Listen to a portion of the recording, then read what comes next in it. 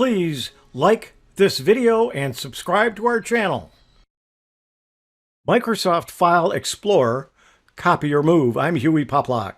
We're going to be talking about copying or moving a file from one folder to another today. Your computer is made up of brains and file cabinets. Your brains are the memory or the CPU. The file cabinet can be your hard drive, it can be thumb drives, it could be a memory card, it could be an SSD drive or solid state drive. All of those are file cabinets.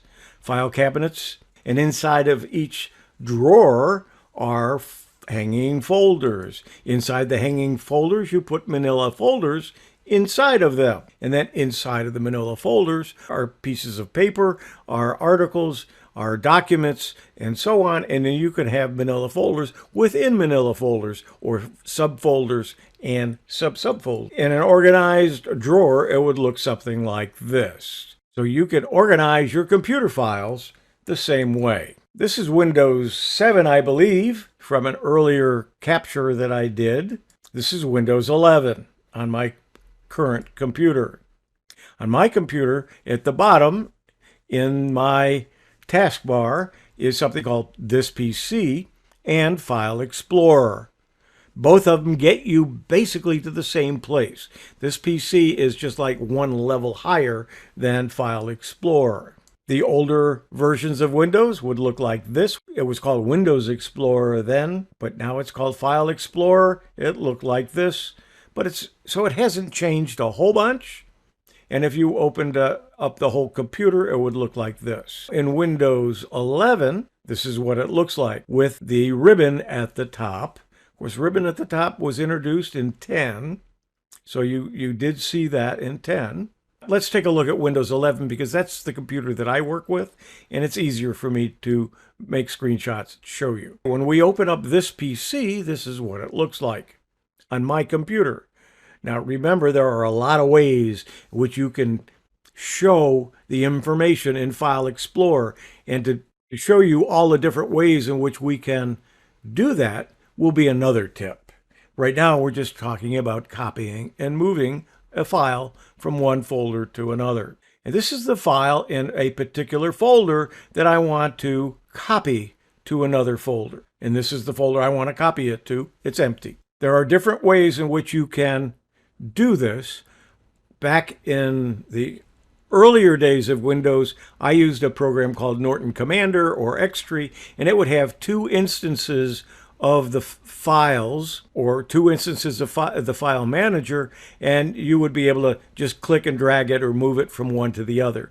And that's the way I got used to doing it, and I could still do it that way. And the way I would do it would be to hover over the bar at the top right and choose the side-by-side. In Windows 10, you can just snap it to the sides. So I snapped it to the side, so I've got two half screens, one with the view that we're doing, and then I can put whatever I want in the other. So I put a second Windows File Explorer, and then I could just either drag it or copy it from one to the other. But that's really a more difficult way to do it. Another way to do it would be to right mouse click the file that you want. When you do, you'll get this menu, and at the bottom it says Show More Options. When you show more options, you get this. One of the things you could do is you could copy the file, go to the folder that you want to put it in, and paste it. That's not one I do recommend, but it can be done. What I do is, if I left mouse click and dragged it to the folder that I want on the left side and let the mouse key go, it would drop in there automatically. If I right mouse click and then dragged it, it would work differently. When I click on the right mouse button and then let go when I've moved it over the folder that I want, I get a menu. I recommend doing it this way with the right mouse button, because if you drop it in the wrong place, you don't know where it is. This way you have, number one, you can see where it's going, and two, you can also decide what you want to do. Do you want to copy it here? Or do you want to move it here? Or just create a shortcut? Now notice that the move here is bold. That means the default is move here. So if I used the left mouse button and dropped it there, it would move it So what moving is, it's copying it and then deleting it from the other place. So I could copy it or move it. And when I right mouse click, I have a choice to what I want to do. And I can also cancel it. So if it's not in the right place, I can cancel out of what I'm doing. So that's why I recommend using the right mouse button. Now, the reason it's highlighted is because that's the default. Now, what makes it the default? If you're moving it from one folder to another on the same drive, it'll default to move. If you're copying it from one drive to another drive, the default will be copy. So when I move it, it is now in the new folder, which was empty. It's that easy. Microsoft File Explorer. Copy or move. I'm Hewie Poplock.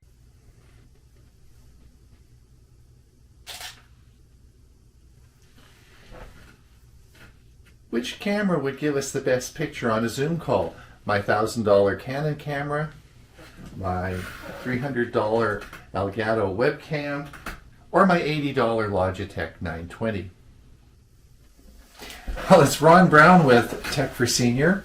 This is part of a 3-part series I'm doing. The first was last week, so if you didn't see it, then you should go back and look at it. I talked about lighting and camera angles to improve your Zoom picture. This week we're going to talk about cameras like this, DSLRs, or digital single lens reflexes. If you have these sitting around your house, maybe you've had one for 10 years, you've got some lenses, let's hook it up to the computer and use it as a webcam. But why would you want to do that? Before we move on, I'd sure appreciate it if you would like and subscribe. Remember that? It really helps us make videos and continue on. So just hit the button and let's get on with it. All right. So let's talk about DSLRs, or digital single lens reflexes. Now, I just posed a question for you at the beginning of this video. I said, which of these cameras, was it this one, or my Elgato webcam, or my Logitech 920, what would give you the best picture on a Zoom call? And the answer to that question is they're all the same. You're going to say, what? Yes. I had a panel of experts. We all had a Zoom meeting. I put all these devices to the test, and these are experts, people working in the business, and they could not tell the difference. And the reason for that is because in a Zoom meeting, Zoom highly compresses the video quality. And so really it doesn't matter too much which of these devices you use. So the most important way to improve your image in a Zoom meeting is through what I talked about in the first video, and that's lighting, lighting, lighting. Also, camera angles is important as well. So why would you want to maybe take one of these devices and use it as a webcam? Well, that's a very interesting proposition. First of all, I'm not suggesting you go and spend a lot of money buying this. And by the way, my wife wanted me to remind you, this is really her camera, not mine. So I didn't go and spend $1,000 on this. But if you did have a digital single lens reflex sitting around, you've got some lenses, you know how to use it. These are great devices to help improve your image. Now today we're going to talk a little bit about some new terms for you. The first term I want to talk about is vlogging. Now what I always thought vlogging is what the British Navy used to do to you, but that's vlogging, right? So it's different. We're not talking about vlogging, we're talking about vlogging. Well, what is vlogging? Well, vlogging is V-L-O-G. Vlogging is actually creating digital content for social media. So if you take a camera like this and you're out and you're doing movies and you're putting them on YouTube or Facebook or social media, that is called vlogging. And that is one of the most common uses of these cameras today. And if you're doing that, we can show you how that you can start to improve your image. Now I'm going to give you a couple examples now of recently seen videos that there were some problems with cameras. And I want to point this out and show you how a camera like this could help you improve your image. So let's have a look at these captures. All right, this is a video comparing the Baratza Encore coffee grinder on the left with the Breville Smart Grinder on the right. This is a well done video. He did a good job preparing this and presenting his comparison. However, you will see that there was a lot of problems with the camera. If you look at the image right now, you'll see that his face is reasonably in focus, but of course the coffee grinder, particularly on the left, is completely out of focus. You can't even see the label, which is a big label right on the front. You can't read it. So let's just have a look as I play this video and see what it looks like. Now he's talking about the Baratza and discussing the differences between the two. So as you saw in the last video, the problem was one of autofocus. The camera kept focusing on his face, but left the two images in front out of focus, creating a poor camera image. Let's look at this next clip and see what happens. Now this is, again, it's a different video, a different person making this, and he's showing you how to clean the burrs out of a coffee maker. And I want you to watch as it's a well done video and he did a good job with it, but it's real obvious he's having trouble with the camera focus, particularly when he comes in on a close-up shot. So let's play the video and see what happens. Here he's discussing the burr and he's talking about how to clean this. And he's going to come in closer in a minute and he's going to show you a close-up here, and you'll see, of course, how he's having trouble focusing on this. And then he's going to talk a little more and he comes back again and is really out of focus. Both of these situations can be helped by using a digital single lens reflex camera because, of course, you have more versatility with your camera lenses. All right, this is Melanie Howe. She is a professional social media consultant and she often does videos for StreamYard. This is a clip that she recently did while on StreamYard, and I want to focus on how she's achieving this effect. So let's look at this image, and I'll play you the clip in a minute, but I want you to look at her face, and of course the color balance is perfect. She also has a black shirt on, which of course accentuates her face because she wants us to see her face as she's talking. Now in the background you'll see that it's a bit blurred. And she does this by using, of course, the depth of field feature on a DSLR camera. She, of course, has a subdued background with some color, and it allows her to stand out as she's doing her show. So you see, as she's talking, of course, we focus in on her face because it's all a dark background. Now she does this by using a DSLR camera. It's actually a Sony. It's actually connected to her computer through an HDMI cable and a video capture card. And we'll talk a little bit about that in a minute. All right, a lot of the solutions can be found in using a DSLR camera. What is a DSLR camera? Well, it's digital. If your camera uses film, you're out of luck. But mostly these cameras over the past 15 years are digital. In other words, there's no film in them. So that makes it easy to connect these to your computer, and it is very easy to do. Recently, all the camera manufacturers have gone back and provided software that allows older cameras to be connected to your Zoom meeting or be connected to the computer. The example I'm going to give today is with Canon, and they have created, it's called EOS software that will go back and it will allow you to connect your camera to your computer. This is available free of charge. I'll put the links to the Canon website and you can go and just download the software onto your PC. These cameras all have two output ports.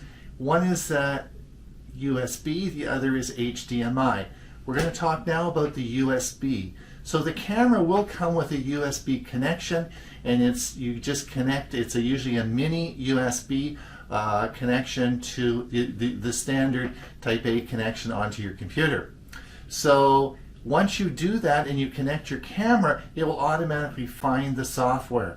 So when you go to your Zoom meeting, you just choose the camera called EOS and your camera will be connected. I'm going to show you how to do that right now. Okay, let's go over to the Canon website and we're going to go to software drivers.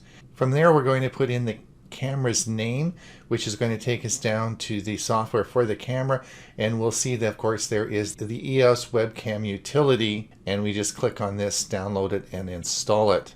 This will allow you to connect to your Zoom meeting. Now, a new feature you'll see on new cameras made for vlogging is the term mirrorless. This is a new feature that occurs on cameras used for vlogging. However, remember, as I've just said, the older DSLR mirrored cameras can be used for connecting to your Zoom meetings. Now, this is the camera that Melanie Howe used in her video. Now, you can't actually connect an HDMI cable to your computer with the camera because it won't recognize it. So it has to go through what we call a video capture card. And this is the one I purchased from Elgato. You can find cheaper cards for around $30, but the quality is often variable. Now, connecting your camera to your computer with HDMI is the preferred method because the USB connection is often slow and limits the data that can be transferred back and forth. Now, another term I want you to understand is called clean HDMI. When we start looking at these cameras, you really should be looking for a camera that will give you a clean HDMI setting. The reason for this is, as you look through the lens on these cameras, you'll see a lot of control features that are projected onto the screen.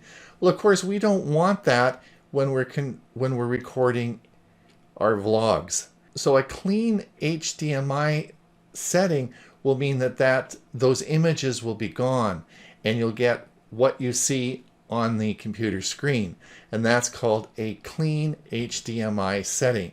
And that's something you should look for as you look for a vlogging camera. So if you have one of these cameras sitting around, give it a try. You'll get some great pictures. Please remember to like and subscribe, and don't forget to watch next week when we're going to talk about how to use your smartphone as a webcam. This is real cool. So please don't forget to like and subscribe, and we'll see you in about a week's time. Ron Brown with Tech for Senior. Stop hiding your Wi-Fi network. If you keep your Wi-Fi router's SSID hidden, it might make you feel safer, but it doesn't help with security and likely serves as an unnecessary inconvenience. And here's why. Hidden SSIDs can be found easily. Many Wi-Fi routers include an option to hide or make invisible their SSID, which is short for Service Set Identifier, which means the name of your Wi-Fi network won't show up when a device automatically scans for nearby access points to connect to. Routers perform this hiding trick by not including the SSID name in what are called beacon frames, which regularly transmit to announce the presence of a Wi-Fi access point. Unfortunately, it's trivial for a knowledgeable hacker, someone intent on breaking into your network, to discover your SSID anyway. The weakness comes when someone connects to your Wi-Fi network. During the negotiation process, the SSID name is broadcast unencrypted. As part of the Wi-Fi specifications, using a free network tool like Wireshark, hackers can monitor the traffic going to and from the Wi-Fi router to determine the SSID. So if you're using a hidden SSID to avoid hackers, it's giving you a false sense of security. There may be other, less serious reasons to hide your SSID. Maybe you'd like to keep a child off a certain network, for example, but you can't rely on that method to keep your network safe. When you set up a new device that uses Wi-Fi, it will often automatically scan for a new network to connect to. To do this, your router needs to be broadcasting its SSID, After selecting the network and entering the proper password on the device, you're connected in a jiffy. If the SSID is hidden, you're adding an extra step of inconvenience to your setup time. You'll need to manually enter the SSID name in advanced settings on the device to connect. For devices with limited interfaces, such as a Wi-Fi printer, this can be quite a hassle. You're actually inconveniencing yourself. As we've already seen in the section above, if you're trying to secure your Wi-Fi network against nefarious hackers, hiding your SSID doesn't stop them and only creates extra work for yourself. To strengthen the security of your Wi-Fi access point, there are better things you can do than hiding your SSID. Here are a few of them. Avoid obsolete and weak Wi-Fi encryption methods such as WEP, WPA1, and WPA2 TKIP. Don't run an open Wi-Fi access point where people can connect without a password. Turn off WPS, which is Wi-Fi Protected Setup. Disable Wi-Fi guest accounts, which can also introduce vulnerabilities. Use a strong modern Wi-Fi encryption method such as WPA2 Personal or WPA3 if available. Choose a strong Wi-Fi password and don't share it with others. If someone asks for the password that you trust to connect, enter it into their device yourself. If your router doesn't support modern encryption methods, it's time to get a new router. If you follow this advice, your Wi-Fi network will be reasonably secure against all but the most extreme threats. And let's face it, if you're in the life or death state secrets category, you shouldn't rely on a consumer Wi-Fi router for security. So let those SSIDs fly free and don't worry if someone knows what your network name is. For more details, read the whole article on this topic at How to Geek. Just follow the link. Stay safe, stay secure, and I'll see you again soon. Bye-bye.